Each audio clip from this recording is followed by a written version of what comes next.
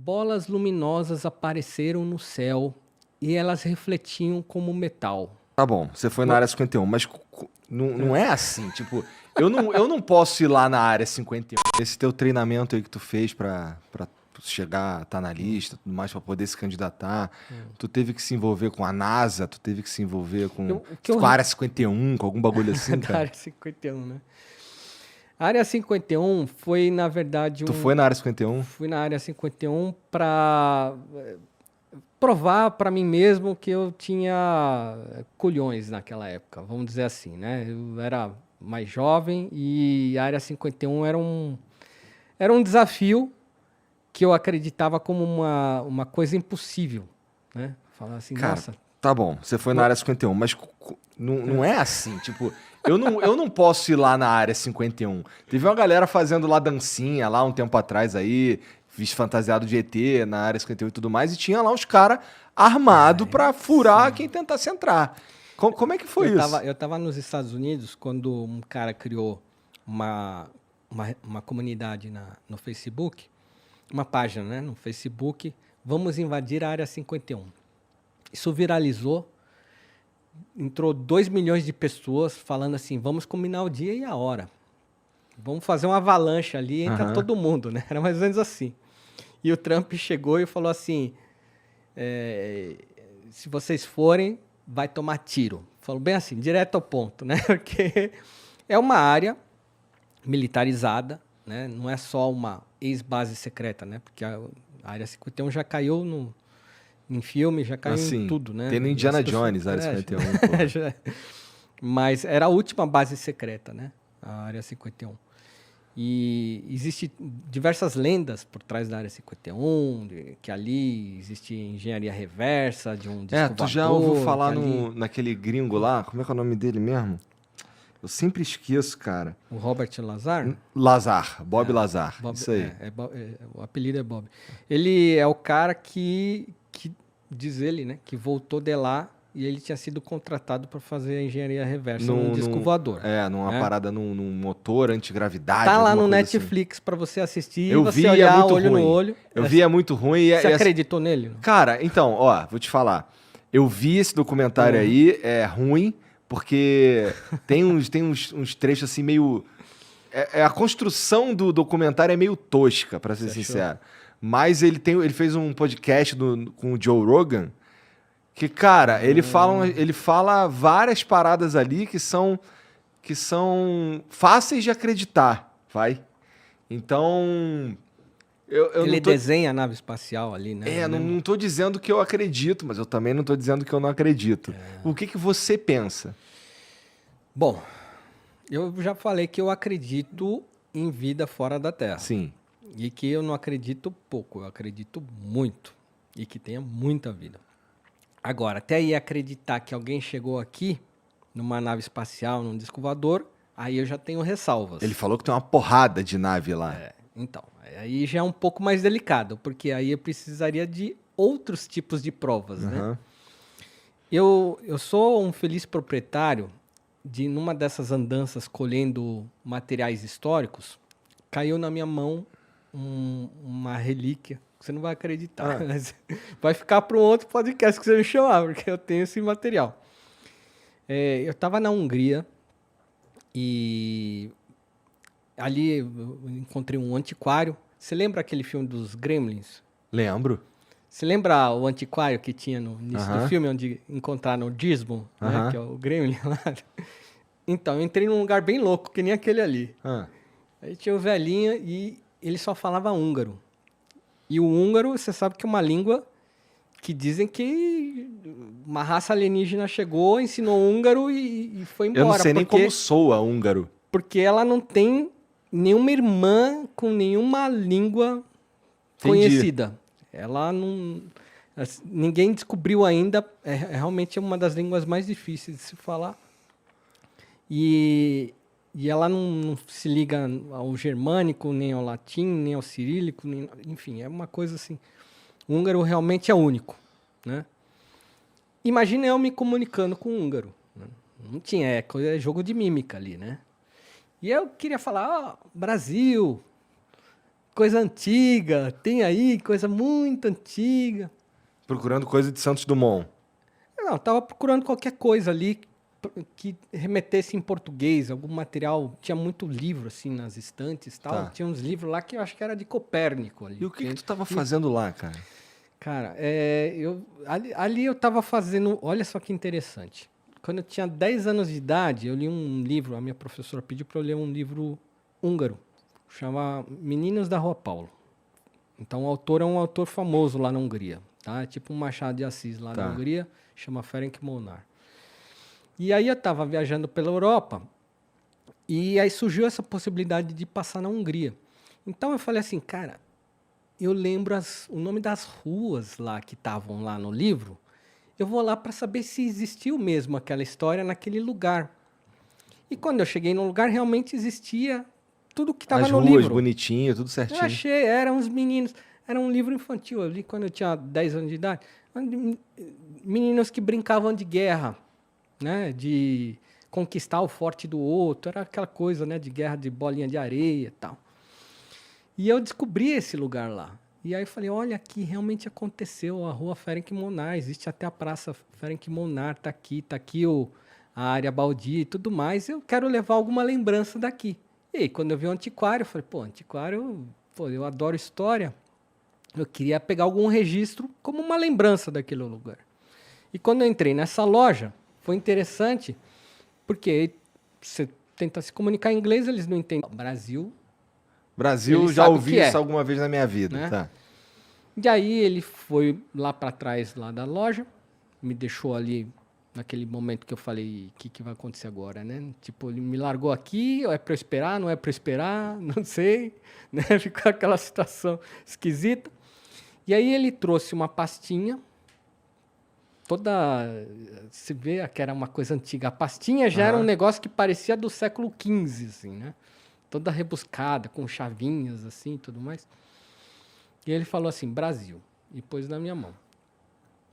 E aí eu abri a pastinha, dentro tinha um folhetinho que era um jornal de Portugal impresso para o rei Dom João. Estava lá na capa, né? Era uma espécie, naquela época, o rei ele se informava por jornal o que estava acontecendo ao redor, né, dos outros países.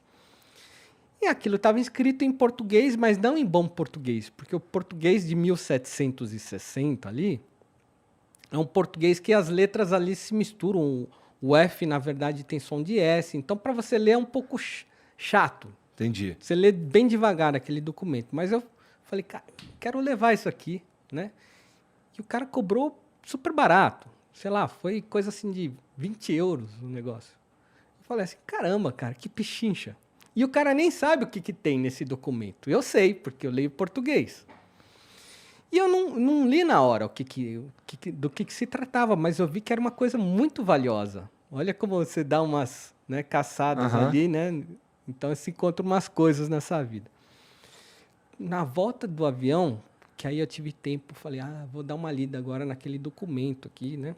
E eu comecei a ler, assim, meu olho arregalou. Assim, aí tinha um texto, e ele falava de aparições. Olha só o que era o documento.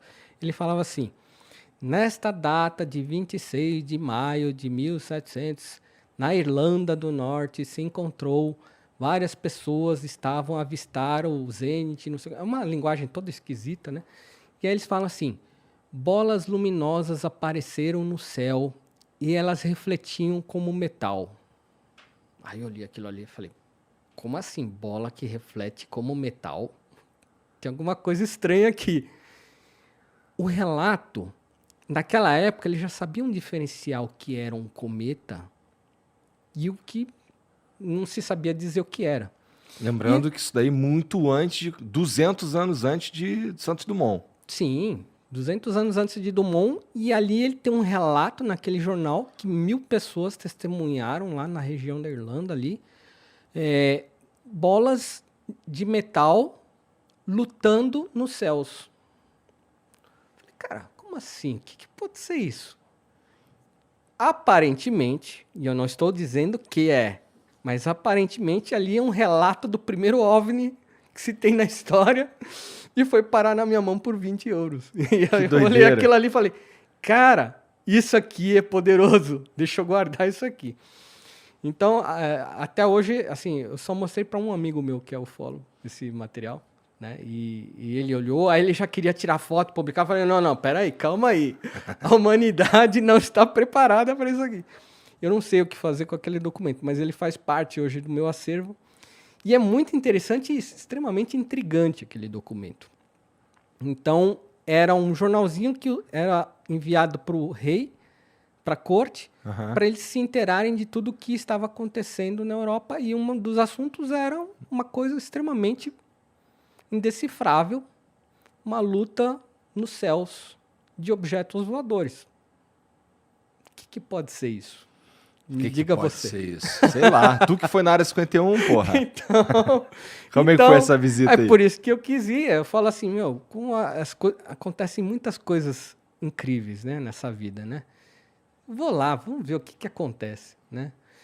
E, obviamente, não foi uma viagem assim... eu sei que existe um perigo para ir na área 51, de fato. É uma região militarizada. Ele não aparece em qualquer mapa assim, ó, faça esse caminho e chegue na área 51. Então, eu encontrei em Roswell um cara. Esse cara, ele tinha escrito um livro sobre que ele tinha conseguido chegar na área 51. E ele dava as coordenadas para chegar na área 51. Então, nessa época, foi em 2014, eu falei de Roswell, peguei um carro e fui até Nevada. Atravessei os Estados Unidos porque eu falei assim, eu vou aproveitar isso aqui, porque até então eu nunca tinha visto nenhum material, nenhuma literatura sobre como chegar à área 51. E eu fiquei extremamente intrigado com aquilo. Eu falei, pô, o cara falou que teve lá. Se ele chegou, dá para chegar, né? E aí foi uma viagem assim que você pega a highway lá, né? E é deserto, é aquela reta que você vê o começo e você não vê o fim, né? E deserto de um lado, deserto do outro. E quanto tempo durou essa viagem aí? Cara, de Roswell para lá foram uns 3 dias aí, porque fui parando em vários lugares. Mas aí eu parei em Las Vegas, que é o lugar mais próximo dessa região onde está o condado de Rachel, que é a cidade mais próxima da área 51. Que é interessante, né? Porque assim, a área mais próxima da área 51 é um lugar onde vai turista pra caralho. Né? É verdade. Não, então. E aí eles não recomendam que você vá de jeito nenhum à área 51. Qualquer pessoa que você perguntar, olha, tem algum mapa para levar a área 51? O americano, ele te olha com uma cara de tipo, você não vai fazer isso, cara. Né? Ele te olha assim assustado. Tipo assim, não faça isso. Eles matam as pessoas. Eles atiram e depois perguntam o nome, né? Então você fala assim, meu, será que eu perguntei para um louco ou é para valer isso aí? Mesmo? Né? Então a gente lê muitas histórias e a gente não sabe o que acreditar. Mas eu estava pré-determinado a ir à área 51.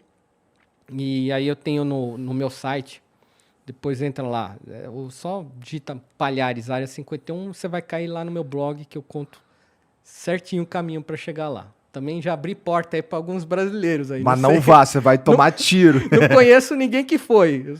Que eu saiba, eu fui o único, mas eu dei lá todo o caminho das pedras. E aí você chega nessa cidade que se chama Rachel, que é uma cidade assim que tem 20 trailers. Essa é a cidade. Tipo, todo mundo mora no trailer no deserto. Aí você chega lá e, bom, onde é que se come aqui, né? Bom, tem uma lanchonete lá, que é o Alien Inn, o nome da lanchonete. Olha só, né? E só tem gente pirada lá dentro, né? Você olha, sabe quando você abre a porta, assim, do negócio do estabelecimento faz... Ah, que legal. E aí todo mundo, de repente, olha para você. Você só escuta do pescoço, assim, todo mundo olhando. O forasteiro ali na frente da porta, ali, parado. Opa, né? Tô entrando. E realmente muita gente esquisita, né? O pessoal, né? Bicho, uns estilos assim, sabe ZZ Top? Aqueles caras do ZZ Top? Parece que tem um monte de ZZ Top ali. Todo mundo de óculos escuros, redondinho, a barba até lá no joelho, né? os caras grandões e tal. E aí todo mundo te encarando assim, e aí você anda, faz aquele barulho no chão de madeira, né? Mó Que nem você tá silêncio, entrando no pá. faroeste ali. Eu falei, caraca, meu, a gente quer entrar E tu foi lá pianinho, mas não tem comer? jeito nessa cidade. Tu foi lá comer ou tu foi lá pegar informação? Fui pegar informação. E aí, obviamente, eu precisei comer, né? A gente tem que comer, e aí, naquele momento ali no boteco, dá a notinha e já aproveita e pede a informação, né? Eu falo, ó, aqui tá perto, né? É mais ou menos assim, né? Falou, está. Eu falo, como é que eu faço para chegar lá? Porque a coordenada caiu aqui, né? Ela falou, ó, você volta da estrada que você veio. Quando você vê uma placa de pare, aquela placa, você esqueça aquela placa. Você pega o teu carro, contorne a placa e entra no meio do deserto. E vai reto. Eu falei, mas não tem estrada? Ela falou, não tem estrada. Vai. E aí eu fiquei assim, pô, será que isso aí é uma pegadinha, né? Porque se eu entrar ali no meio do nada, acontecer qualquer coisa comigo ali, eu tô frito. Sim. Não tem... Vou encontrar minha carcaça Muito tempo depois. daqui a 200 anos, né? Tipo, o cara que tentou chegar na área 51. E eu falei, pô, já atravessei praticamente os Estados Unidos inteiro para chegar aqui agora. Não é a falta de uma estrada que vai me impedir. Foi mais ou menos por aí. E aí eu peguei o carro e fui indo. E é interessante que aí você entra numa estrada de granito ali, que é na verdade não é um granito, é uma poeira muito fina. Eu até falo no meu site, né, que essa poeira, ela levanta de tal maneira que qualquer cara que está ali na base dormindo, ele enxerga você chegando Lá longe. de 500 km de distância, ele vê que tem alguém chegando ali. E tu chegou na Aí base. eu vi, eu falei, meu, isso aqui não vai dar certo. Vão me dar tiro de longeão. É. Os vídeos que eu vi no YouTube, as pessoas são sempre paradas no meio desse caminho. A pessoa tá lá no meio do caminho, chega o guarda, chega os caras, fala, o que você está fazendo aqui? Volta, né? Tem placas que lá tá explicitamente escrito danger, né? É perigoso, não ultrapasse, e você fica assim, meu, o que eu tô fazendo, né? Tu correu o risco de ser preso, alguma coisa assim? O risco era corte marcial, então o juiz determina qual é a sua pena, e $5.000 de multa.